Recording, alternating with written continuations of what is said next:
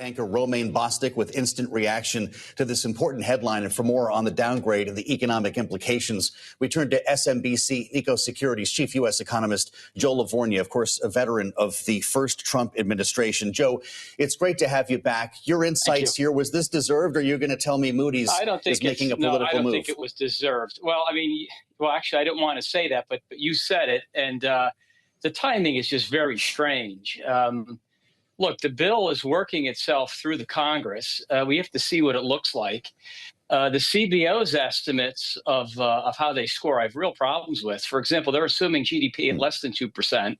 I don't know what Moody's is assuming, but when you have 100% debt to GDP, as Secretary Bessent has mentioned, that is not unusual in the world we're in, especially coming after a period of very low rates. You had negative rates and zero rates for much of the industrialized world. So here you are, you're downgrading the country that has the reserve currency, you're downgrading the country that's growing the fastest of any industrialized countries, and you're also downgrading the country that has the best productivity per capita of any country. So to do this, I'm completely nonplussed by it. It doesn't make any sense. And to do it on a Friday before even seeing a bill, which I think will actually potentially, I'm an optimist, do some good stuff on the spending and certainly raise revenues. I mean, I just don't understand how, and I'm guessing this is behind Moody's analysis. I don't know because I've not seen it yet. But I mean, when you assume that an expiring of a tax package that's been in place for 7.5 years is somehow going to add to the deficit,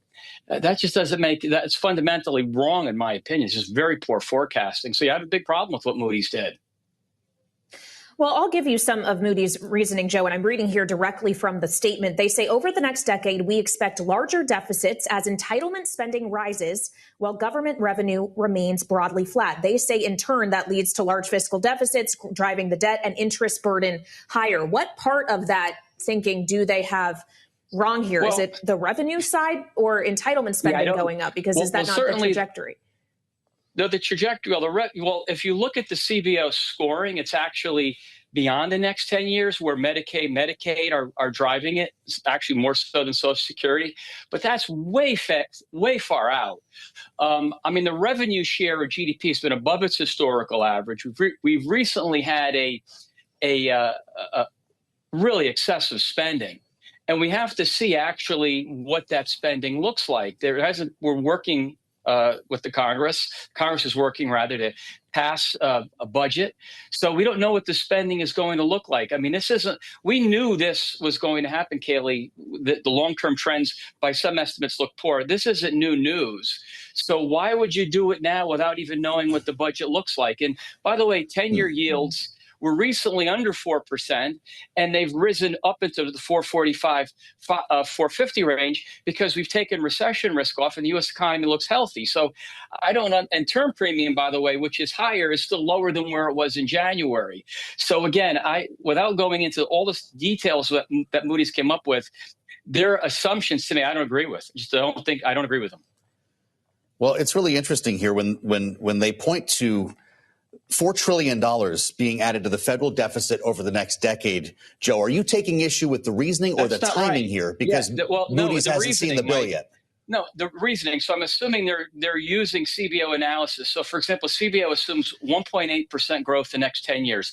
That is ridiculously low. It's a point or more or less than what Trump had during his first 3 years. It's even a lot weaker than where President Biden was the last few years. The difference between 1.8% growth and 2.4, 2.5, I think we could be at 3, but whatever. If it's mid twos, the revenue difference on that alone is worth $2 trillion.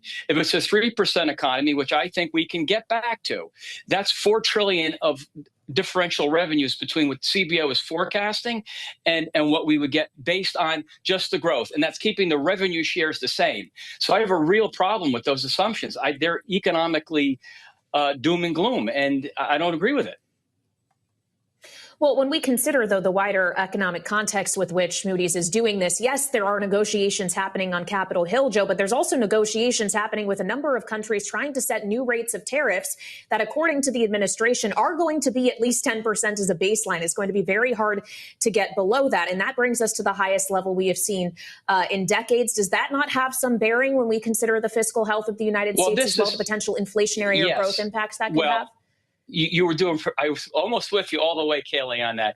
You're certainly on the revenue side. I mean, we're on track to run $200 billion of tariff revenue this year at the current run rate. That's a lot of money. It has yet to show up at all in the inflation data. Amazingly, the inflation data have undershot expectations.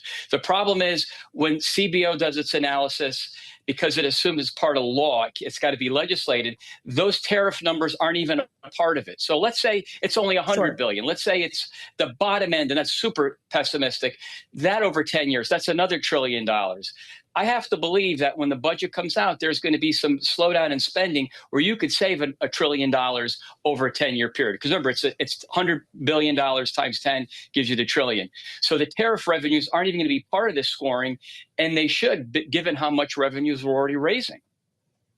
Does this not strengthen the hand of members of the Freedom Caucus, though, who have expressed concern about rising debt and deficits? They've just got an interesting bit of company in this argument, Joe. Well, certainly the fiscal hawks will use this as a reason to be more careful on the outlook. And as it relates to the spending, I'm all for it. Yes, we need to slow the pace of spending. By the way, when we talk about spending cuts, Mike, as you know, these are never cuts. They're only cuts. I'm just another Joe. It's just us two Joes talking here.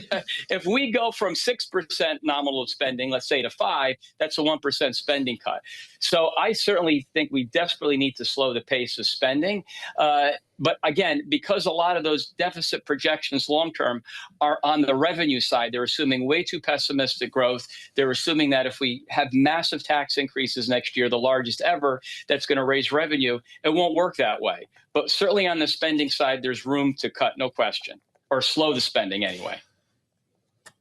Well, Joe, when we consider that part of what Moody's here is talking about is the interest burden, I do wonder if you expect, given what we've already heard from President Trump about how he feels about where current interest rates are, if you would expect, knowing the president as you do, having worked in his administration, for him to be pushing for the actual rate set by the Federal Reserve to be lower, also in the name of the long-term fiscal health of the United States. Would you be surprised if he steps in with that argument?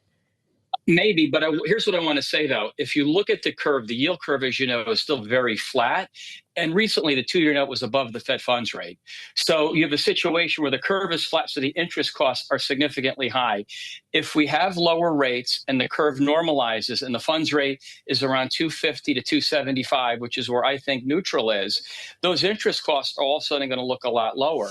And by Jay Powell's own inflation metric, his supercore, which is the services economy, excluding energy and housing, it's 50% of inflation, has no impact, or not any impact. Tariffs have no impact on that. That right now suggests monetary policy is as tight as it's been before the Fed started cutting rates. So there's a very powerful argument right now based on real rates that the Fed could and should be cutting. And as that curve normalizes and those short rates fall, the interest cost is going to come down a lot. I doubt that that's in Moody's estimates either. Joe, thanks for being with us here moments after this news broke. Joe Livornia, Thank you. Economist, SMBC Nikko Securities. Up next, we have a lot more on this breaking news about the U.S. ratings downgrade. We'll be live on Capitol Hill for reaction as well. This is Balance of Power on Bloomberg TV and radio.